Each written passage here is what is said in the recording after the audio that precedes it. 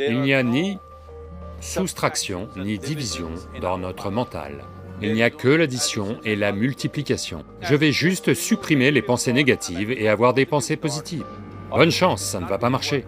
C'est juste que vous devez prêter un peu attention à son fonctionnement. Vous verrez qu'il y a une distinction entre ce qui est vous et ce que vous avez accumulé.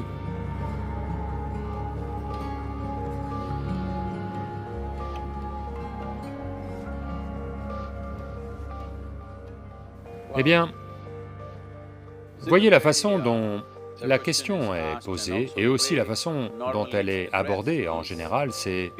Les gens pensent qu'il y a des pensées négatives et des pensées positives. Ils veulent supprimer les pensées négatives et n'avoir que des pensées positives.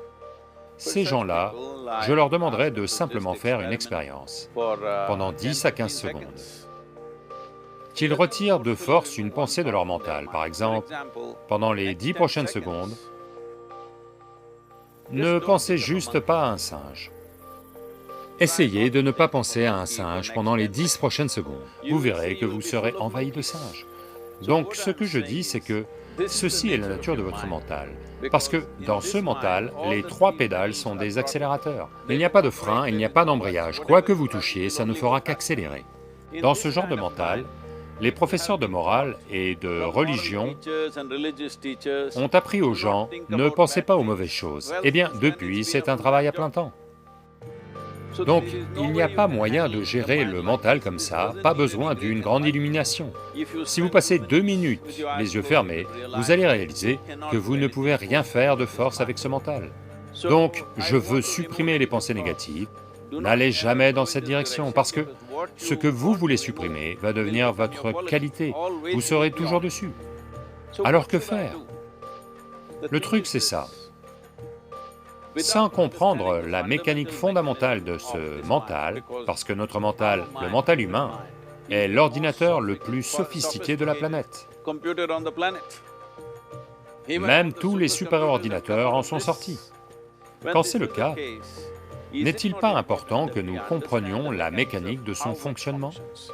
Un aspect simpliste de son fonctionnement, c'est que il n'y a ni soustraction ni division dans notre mental. Il n'y a que l'addition et la multiplication. Si vous essayez de faire quelque chose avec lui, il va dire une de plus. Si vous essayez fortement, ça va se multiplier encore bien plus. Dans ce mental, n'essayez pas d'identifier ce qui est positif, ce qui est négatif, pour ensuite le supprimer. Tout d'abord, on doit comprendre que ce mental qui est le vôtre, ce corps qui est le vôtre, sont censés vous servir vous. La vie que vous êtes est importante. Le corps et le mental sont des véhicules qui doivent nous servir nous. Si vous êtes assis dans un véhicule, il doit aller là où vous voulez aller. S'il va vers sa propre destination, quel est l'intérêt d'un tel véhicule? Ce n'est qu'une nuisance. En ce moment, la plupart des êtres humains, malheureusement, vivent cette possibilité fantastique qu'est le mental humain comme une nuisance, comme une chose problématique. Eh bien, c'est la plus belle chose que vous ayez. C'est juste que vous devez prêter un peu d'attention à la façon dont il fonctionne. Voici une chose simple. Le tout premier processus, c'est pour ça qu'on a sorti ce processus appelé Isha Kriya. Il est fait pour vous distancier de votre processus physiologique et psychologique. Il y a quelque chose qu'on appelle vous qui existe. Ce n'est pas la somme de toutes vos pensées et émotions et de votre processus physiologique. Au-delà de ça, il y a vous. Si vous fermez les yeux, même si vous ne pouvez rien voir, vous êtes toujours là. C'est par la fenêtre de vos yeux que vous regardez au dehors, mais si vous fermez les yeux, ça ne veut pas dire que vous n'existez pas, vous existez toujours.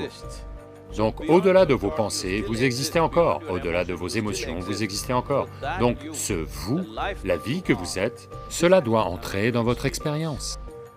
Pourquoi est-ce que vous ne permettez pas à cela d'entrer dans votre expérience alors que c'est l'aspect le plus important de qui vous êtes? Qui vous êtes en ce moment, l'aspect le plus important, c'est que vous et moi sommes en vie, là maintenant, c'est tout. Ce que je pense, ce que vous pensez n'est pas l'important. Nous sommes en vie en ce moment, c'est ça l'important. Donc, il est important que vous vous concentriez sur ce sentiment fondamental de vie en vous. Et alors vous verrez qu'il y a une distance naturelle entre vous et votre processus de pensée. Une fois qu'il y a une distance entre votre processus psychologique et votre processus physiologique, c'est la fin de la souffrance, parce qu'il n'y a que deux sortes de souffrances traversées par les êtres humains, la souffrance physique et la souffrance mentale. Une fois que vous créez un peu d'espace entre vous et votre mental, entre vous et votre corps, c'est la fin de la souffrance. C'est quelque chose que chaque être humain doit éprouver et connaître.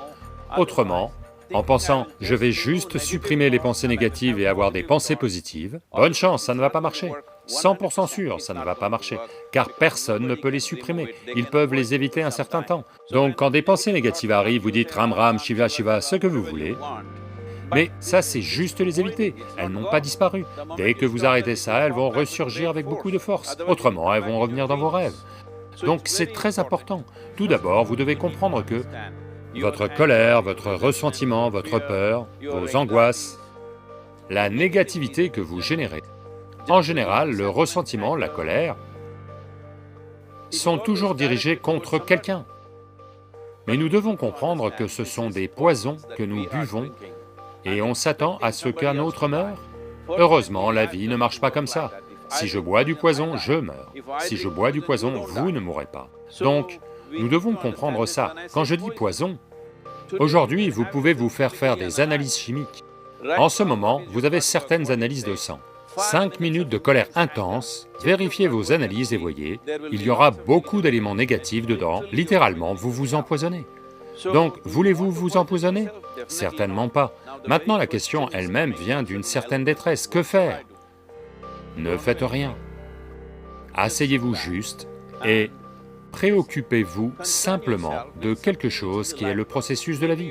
Peut-être vos battements de cœur, peut-être votre respiration, peut-être juste la sensation d'être en vie. Selon votre niveau de sensibilité ou de perception, selon ça, trouvez quelque chose. Ça pourrait être une sensation dans le corps, ça pourrait être la respiration, ça pourrait être un battement de cœur, ça pourrait être n'importe quoi, quelque chose qui vous indique la vie, prêtez simplement attention à ça. Pendant un certain temps, lentement, vous verrez, il y a une distinction entre ce qui est vous et ce que vous avez accumulé, qui comprend vos possibilités physiologiques et psychologiques. Possibilités ou pagailles, selon ce que vous en avez fait.